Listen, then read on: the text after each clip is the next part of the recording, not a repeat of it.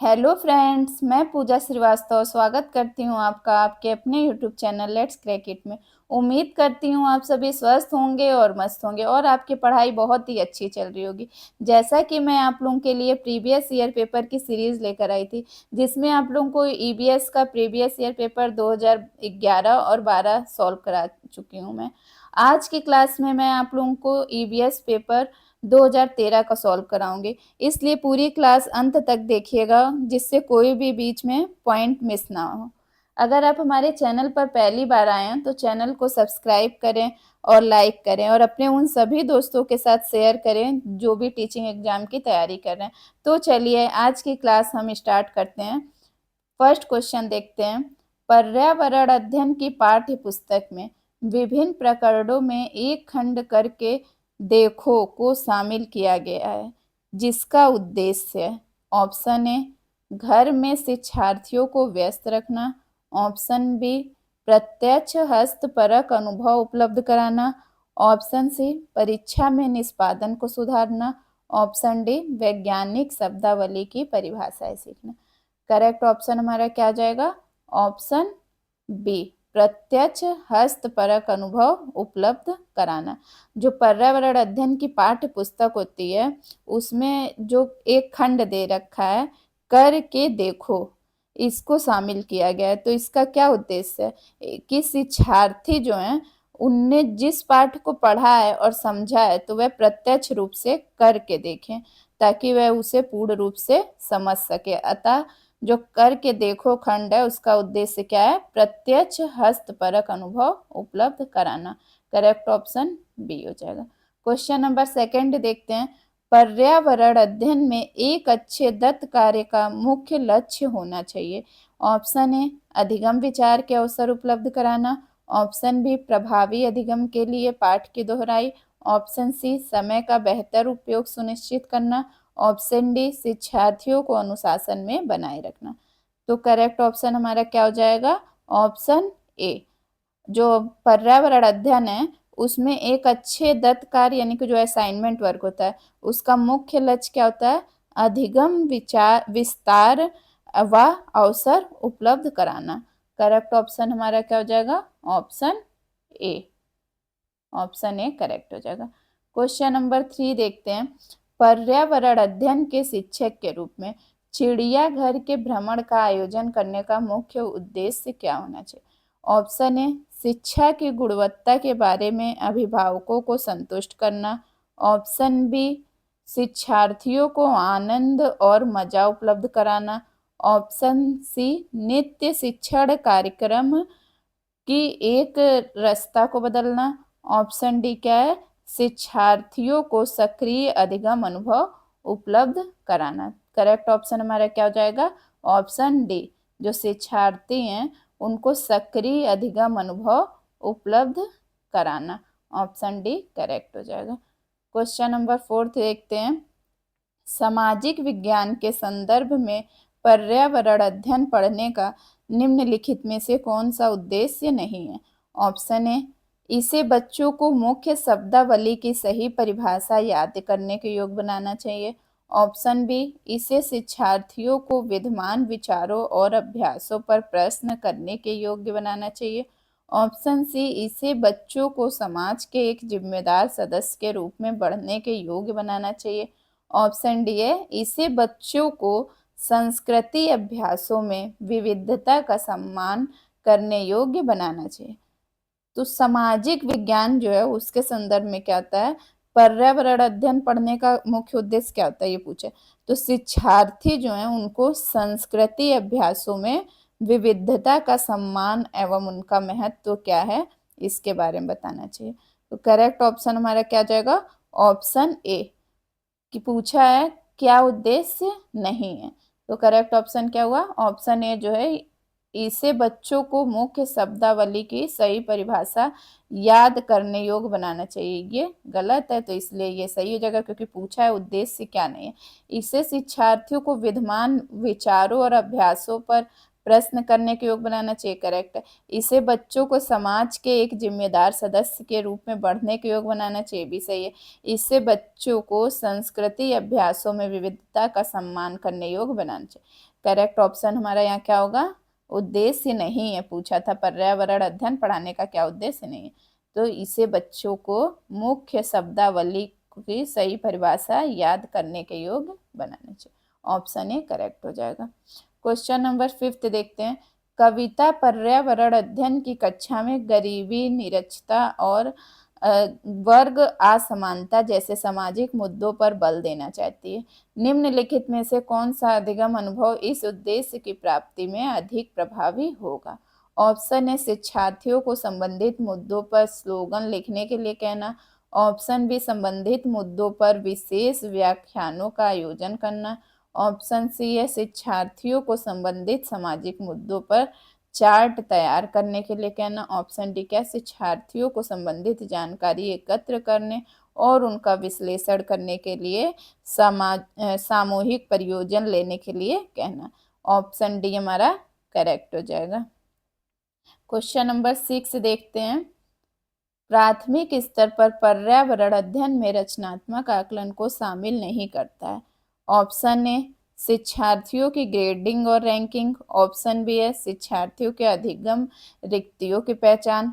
Option C शिक्षण में कमियों की पहचान। ऑप्शन डी है शिक्षार्थियों के सीखने को बढ़ाने। करेक्ट ऑप्शन हमारा क्या हो जाएगा, जो प्राथमिक स्तर है उस पर जब हम ईवीएस पढ़ाते हैं तो उसमें रचनात्मक आकलन में शिक्षार्थियों की ग्रेडिंग और रैंकिंग को शामिल नहीं किया जाता है। करेक्ट ऑप्शन ए हो जाएगा, शिक्षार्थियों की ग्रेडिंग और रैंकिंग को शामिल नहीं करना। क्वेश्चन नंबर 7 देखते हैं। नीचे लोगों के कुछ क्रियाकलाप दिए गए हैं। ऑप्शन ए है खानों का उत्खनन यानी खुदाई। ऑप्शन बी बांधों का निर्माण। ऑप्शन सी बाजार में बेचने के लिए पत्तियां और जड़ी बूटी इकट्ठा करना। ऑप्शन डी है बांस से टोकरी बुनना। ऑप्शन ई है गिरे हुए पत्तों से पत्तल बनाना।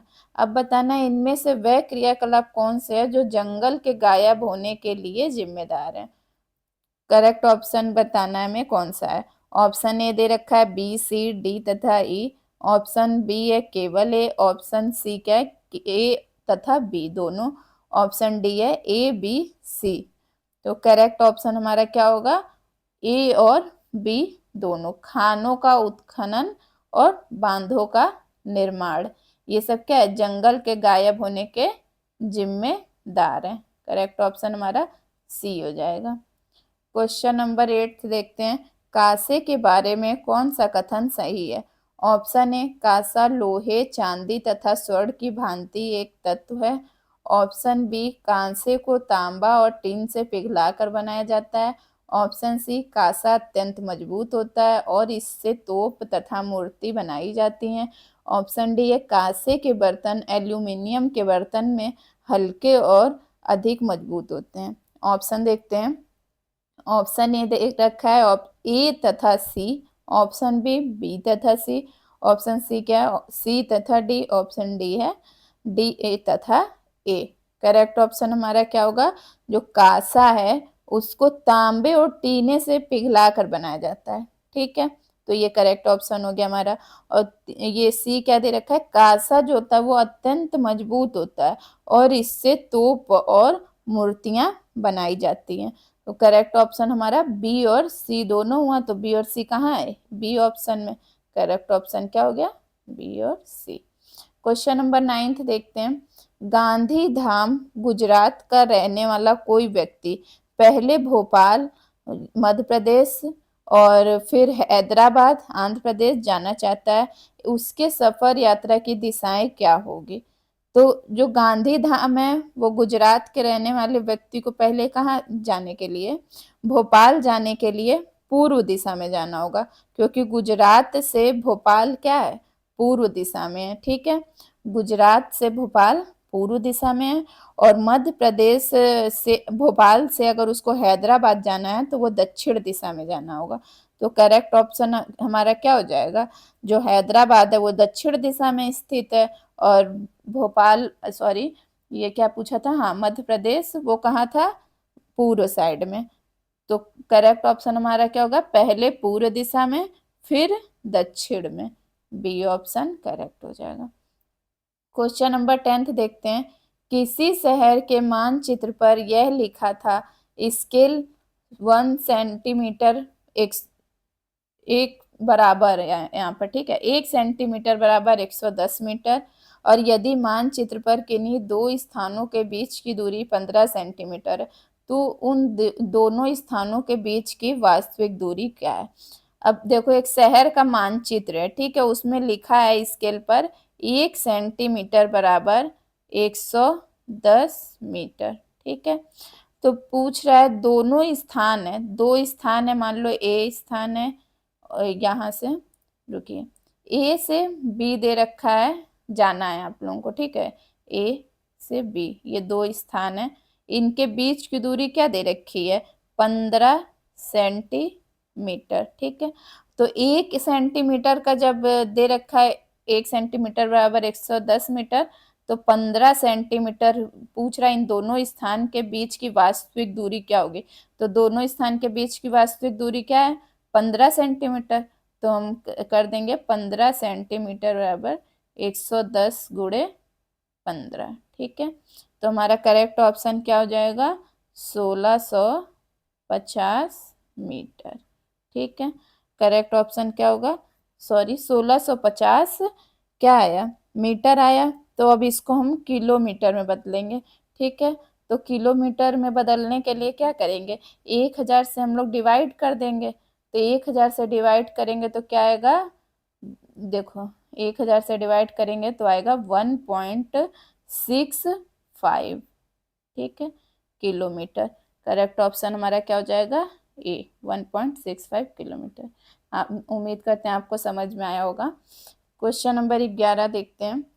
माउंट एवरेस्ट एक भाग है, ऑप्शन ए भारत का, ऑप्शन बी म्यांमार का, ऑप्शन सी नेपाल का, ऑप्शन डी है तिब्बत का। तो माउंट एवरेस्ट किसका भाग है, नेपाल का भाग है, ठीक है। ये दुनिया का सबसे ऊंचा पर्वत शिखर भी है। पूछा जाए दुनिया का सबसे ऊंचा पर्वत शिखर कौन सा है, तो ये माउंट है जो एवरेस्ट है, ठीक है। इसकी ऊंचाई क्या है, इसकी ऊंचाई है 8,848 मीटर, जो क्या है ऊंचाई किसकी, माउंट एवरेस्ट की, ठीक है। माउंट एवरेस्ट की ऊंचाई है, माउंट एवरेस्ट, ठीक। तो माउंट एवरेस्ट किसका भाग है, नेपाल का। करेक्ट ऑप्शन क्या हो जाएगा, सी। क्वेश्चन नंबर 12 देखते हैं। नीचे दिए गए कर्तव्यों या उत्तरदायित्व का अध्ययन करें, ठीक है। ऑप्शन ए अन्य लोगों का सामान उठाने में मदद करना, ऑप्शन बी है पूरे ग्रुप के आगे चलना ताकि ग्रुप पीछे पीछे चले, ऑप्शन सी जो चल ना पाए उसे रुकने के लिए कहना, ऑप्शन डी है साथी के बीमार होने पर उसका ध्यान रखना और सबके लिए खाने पीने का इंतजाम करना, ऑप्शन ई है रुकने और आराम करने के लिए अच्छी जगह ढूंढना। अब कह रहा माउंटेनियरिंग में ग्रुप लीडर की जिम्मेदारी का मतलब चुनाव करना। ऑप्शन ए दे रखा है A D E, option B है A B C, option C है B C D, option D क्या दे रखा है सी डी ई। तो इसमें से बताना है कि ग्रुप लीडर की जिम्मेदारी क्या होगी, ठीक। तो हमारा क्या हो जाएगा, पहला दे रखा था अन्य लोगों का सामान उठाने में मदद करना, ठीक है। बी क्या दे रखा है पूरे ग्रुप के आगे चलना ताकि ग्रुप पीछे पीछे चले, ये तो कोई बात नहीं होती। जो चल ना पाए उसे रुकने के लिए कहना, ये भी नहीं क्योंकि सबको साथ लेके चलना है, ठीक है। पूछा साथी के बीमार होने पर उसका ध्यान रखना तथा सबके खाने पीने का इंतजाम करना, ये भी ऑप्शन करेक्ट है। तो हमारा करेक्ट क्या हो गया, पहला ए हो गया फिर डी हो गया, ठीक है। आगे पढ़ते हैं। रुकने और आराम करने के लिए अच्छी जगह ढूंढना, ये भी ठीक।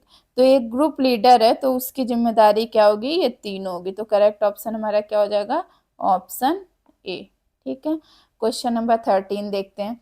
अगर आप लोगों को क्लास पसंद आ रही हो तो प्लीज़ लाइक ज़रूर करिएगा और शेयर करिएगा, ठीक है।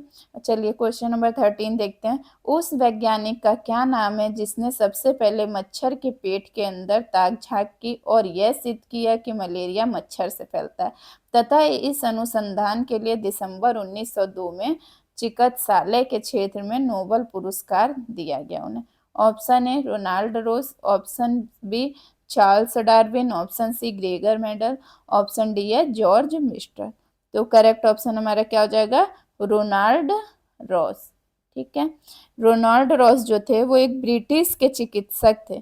ये इन्हीं को क्या मिला था? नोबेल पुरस्कार मिला था। ठीक है, फिर ये क्या किए थे कि मलेरिया के जो परजीवी प्लाज्मेडियम होते हैं उसके जीवन चक्र की खोज की थी इन्होंने। करेक्ट ऑप्शन हमारा ए हो जाएगा। क्वेश्चन नंबर 14 देखते हैं। रजत ने अपने मित्र से कहा, मैं नहीं खेल सकता क्योंकि मुझे बुखार है। मैं कपकपी, बुखार, सिर दर्द और अंत में पसीना आने के चक्र से गुजरता हूँ। रक्त की जांच के बाद डॉक्टर ने मुझे एक कड़वी दवाई दी। रजत किस रोग से पीड़ित हो सकता है? Option A malaria, option B है मियादी बुखार, ऑप्शन सी है अतिसार, ऑप्शन डी है हैजा। तो कपकपी लगना, बुखार आना, सिर दर्द होना और हल्का मतलब बुखार होने पर क्या होता है? पूरे शरीर से पसीना निकलना। तो ये सब मलेरिया के लक्षण है। ठीक है, किसके? मलेरिया के लक्षण है। और अगर ये पूछे कि मलेरिया की जो दवा होती है वो किससे बनाई जाती है? कुनैन की छाल से बनाई जाती है। ठीक है, करेक्ट ऑप्शन हमारा ए हो गया। क्वेश्चन नंबर 15 देखते हैं। अल बरूनी कौन था? ये बहुत ही इंपॉर्टेंट क्वेश्चन है। ठीक, ऑप्शन है वह एक यात्री था जिसने भारत के लोगों की संस्कृति का अध्ययन करने के लिए कश्मीर से कन्याकुमारी तक की यात्रा की। ऑप्शन बी है वह एक कुतुबशाही सुल्तान था जिसने हमारे देश में लगभग 40 वर्ष शासन किया। ऑप्शन सी वह अफगानिस्तान का एक व्यापारी था जो हमारे देश में मेवों के बाजारों का अध्ययन करने आया था। ऑप्शन डी वह उज्बेकिस्तान का यात्री था जिसने एक किताब लिखी जो हमारे देश के इतिहास के बारे में जानने में सहायक है। तो अल बरूनी कौन था? अल बरूनी जो था वो 973 में उसका जन्म हुआ था। ठीक है, उसे अब्बू रेहान के नाम से भी जानते थे।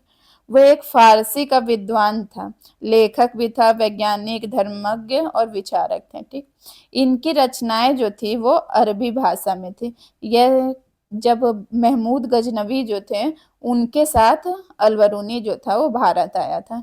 इसने एक किताब भी लिखी थी 1023 में। क्या लिखी थी? तारीख अल हिंद नामक। तो करेक्ट ऑप्शन क्या हो जाएगा? यह उज्बेकिस्तान का यात्री था जिसने एक किताब लिखी जो इतिहास के बारे में जानने में सहायक है। ऑप्शन डी क्या हो जाएगा?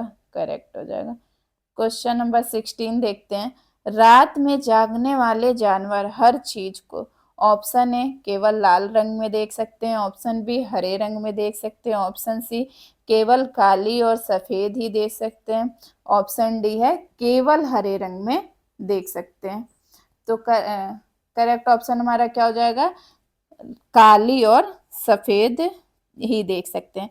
जो जानवर रात में जागते हैं तो उनको केवल कोई भी चीज काली और सफेद ही दिखती है। करेक्ट ऑप्शन सी हो जाएगा। क्वेश्चन नंबर 17 देखते हैं। हाथियों के झुंड के बारे में सही कथन को चुनिए। ऑप्शन ए हाथियों के झुंड में केवल हथनियां और 14 से 15 वर्ष के बच्चे ही होते हैं। ऑप्शन बी हाथियों के एक झुंड में किसी एक ही परिवार के सदस्य होते हैं। ऑप्शन सी है झुंड की सबसे बुजुर्ग हथनी ही पूरे झुंड की नेता होती है। ऑप्शन डी क्या है? एक झुंड में हाथियों और बच्चों की संख्या कितनी भी हो सकती है। अब पूछ क्या रहा है? ऑप्शन दे रखा है। ऑप्शन ए में सी और डी, ऑप्शन बी ए और बी, ऑप्शन सी है ए और सी, ऑप्शन डी बी और डी। तो करेक्ट ऑप्शन हमारा क्या हो जाएगा? देखो, जो हाथियों का झुंड होता है उसमें क्या होता है? केवल हथनियां होती हैं। ठीक, जो 14 से 15 साल तक के केवल बच्चे रहते हैं। जो मादा, जो पुरुष वाले हाथी जो होते हैं वो छोड़ के नर हाथी चले जाते हैं, केवल मादा ही रहती हैं हथनियां।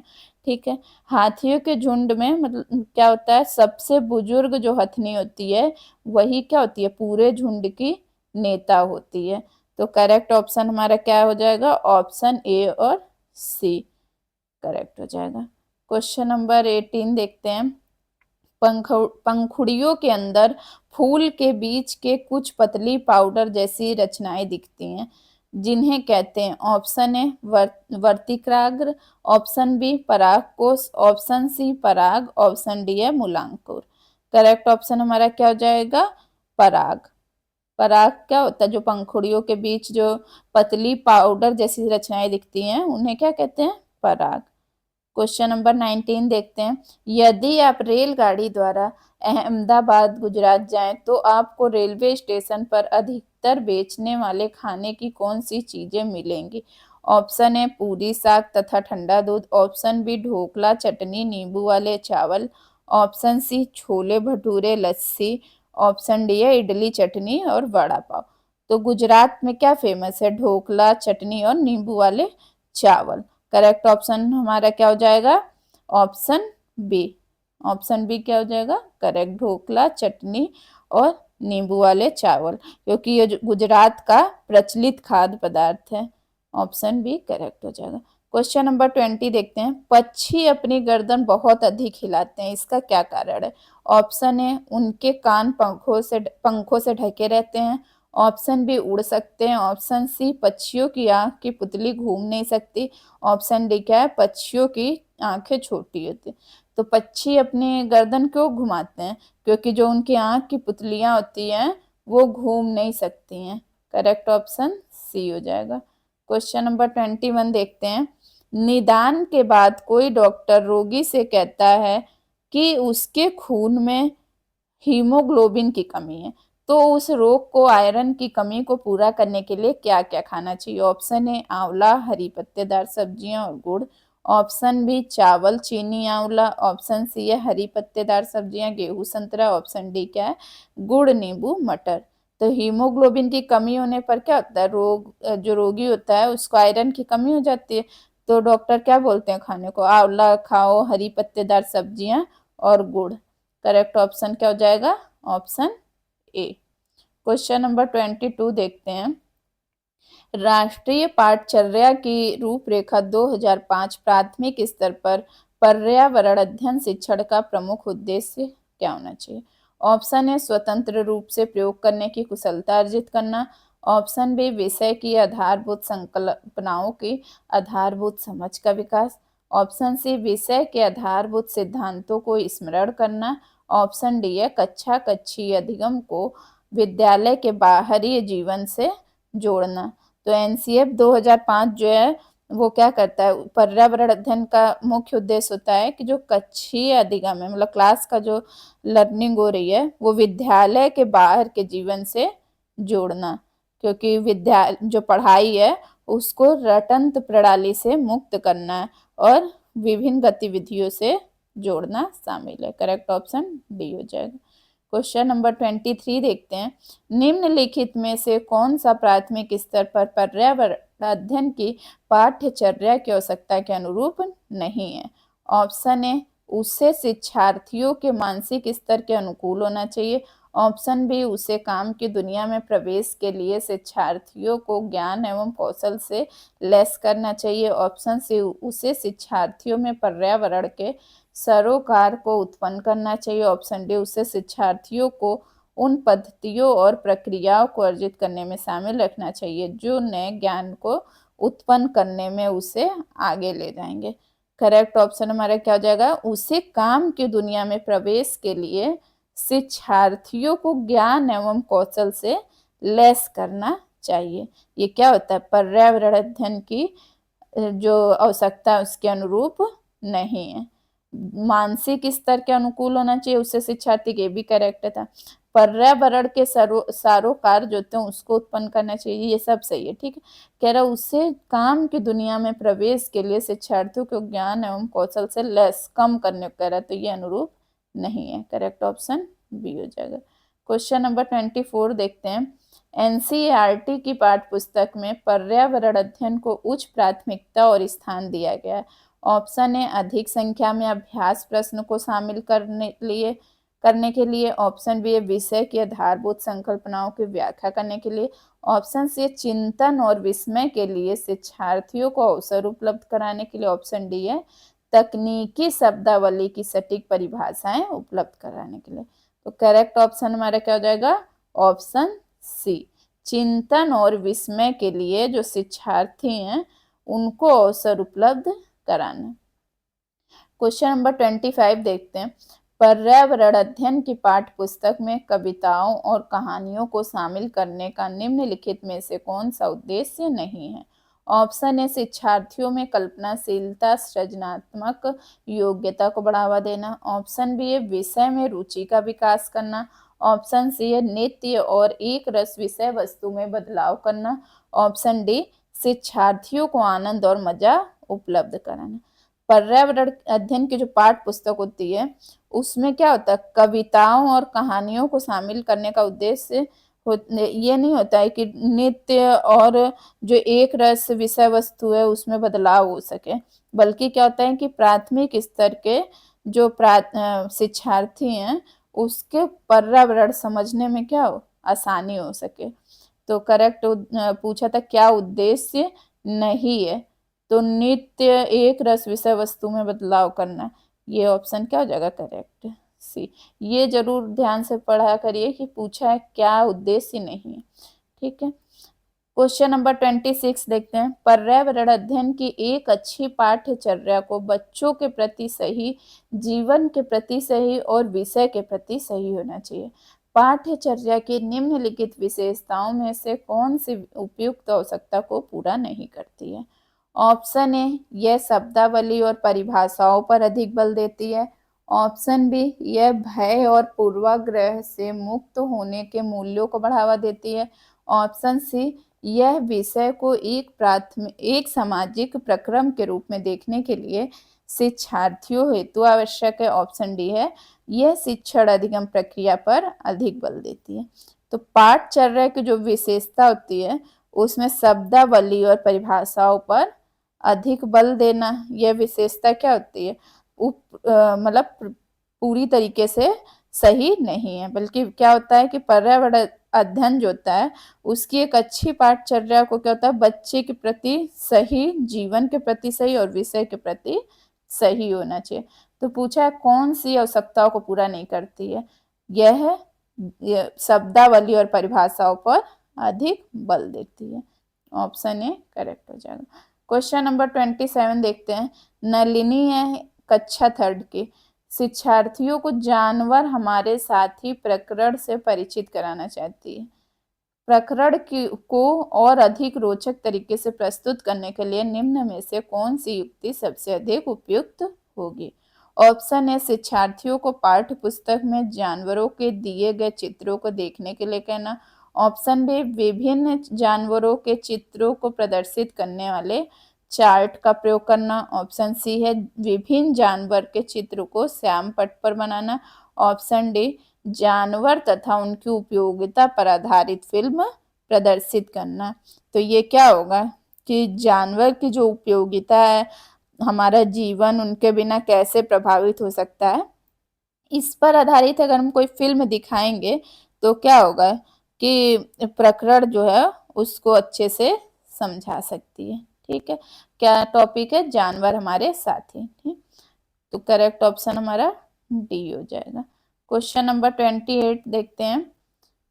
कक्षा 5 की एनसीईआरटी की पर्यावरण अध्ययन की पाठ्य पुस्तक में प्रत्येक पाठ के अंत में एक खंड को शामिल किया गया है। हम क्या समझ सके मतलब क्या समझें? यह सुझाव दिया गया है कि इस खंड में शामिल प्रश्नों के उत्तर का सही या गलत के रूप में आकलन नहीं किया जाएगा। यह परिवर्तन इसलिए किया गया है क्योंकि ऑप्शन ए यह आकलन में विषय निष्ठता को कम करता है। ऑप्शन बी इस स्तर पर बच्चे सही उत्तर नहीं लिख सकते। ऑप्शन सी क्या है? यह आकलन में शिक्षकों की सुविधा बढ़ाता है। ऑप्शन डी यह जानने में शिक्षक की सहायता करता है कि बच्चे कैसे सीख रहे हैं। करेक्ट ऑप्शन हमारा क्या हो जाएगा? डी, कि बच्चे कैसे सीख रहे हैं, इससे टीचरों को सहायता मिलती है यह जानने में। क्वेश्चन नंबर 29 देखते हैं। प्रयोगशाला खोजना, जांच पड़ताल और प्रश्न पूछना पर्यावरण अध्ययन के सक्रिय अधिगम के अनिवार्य तत्वों का निर्माण करते हैं। एक शिक्षक खाना जो हमें खाना चाहिए की संकल्पना के बारे में बताने के लिए निम्नलिखित गतिविधियों की व्यवस्था करता है। ऑप्शन ए प्रकरण पर एक वीडियो दिखाता है। ऑप्शन बी श्याम पट पर उस प्रकार के सभी भोज्य पदार्थों के चित्र बनाता है। ऑप्शन सी है विभिन्न भोज्य पदार्थों के उदाहरण देता है और प्रत्येक में अनिवार्य तत्व बताता है।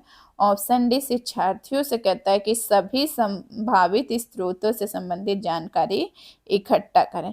अब ये 4 गतिविधियां दे रखी हैं, इसमें से बताना है कौन सी सक्रिय अधिगम को संतुष्ट करती है। ठीक है, तो एक टीचर है, वो खाना जो हमें खाना चाहिए की संकल्पना के बारे में बता रहा है। ठीक, खाना जो हमें खाना चाहिए, तो टीचर को क्या करना चाहिए, जो ब्लैक बोर्ड रहता है उस पर उस प्रकार के सभी भोज्य पदार्थों के चित्र बनाने, यह क्या तरीका का होता है, सबसे सक्रिय अधिगम का भाग होता है। करेक्ट ऑप्शन हमारा क्या हो जाएगा, ऑप्शन बी, श्याम पट पर उस प्रकार के सभी भोज्य पदार्थों को के चित्र बनाता है। क्वेश्चन नंबर 30 देखते हैं। कक्षा 4th के शिक्षार्थियों को हवा सब जगह है प्रकरण पढ़ाते समय गीतिका निम्नलिखित गतिविधियों को करने की योजना बनाती है। ऑप्शन ए प्रकरण से संबंधित प्रश्न पूछना। ऑप्शन बी है ऑप्शन बी क्या है, शिक्षार्थियों को क्षेत्र भ्रमण पर ले जाना। ऑप्शन सी विशिष्ट उदाहरणों से संकल्पना की व्याख्या। ऑप्शन डी संकल्पना को समझाने के लिए मल्टीमीडिया कैप्सूल का प्रयोग।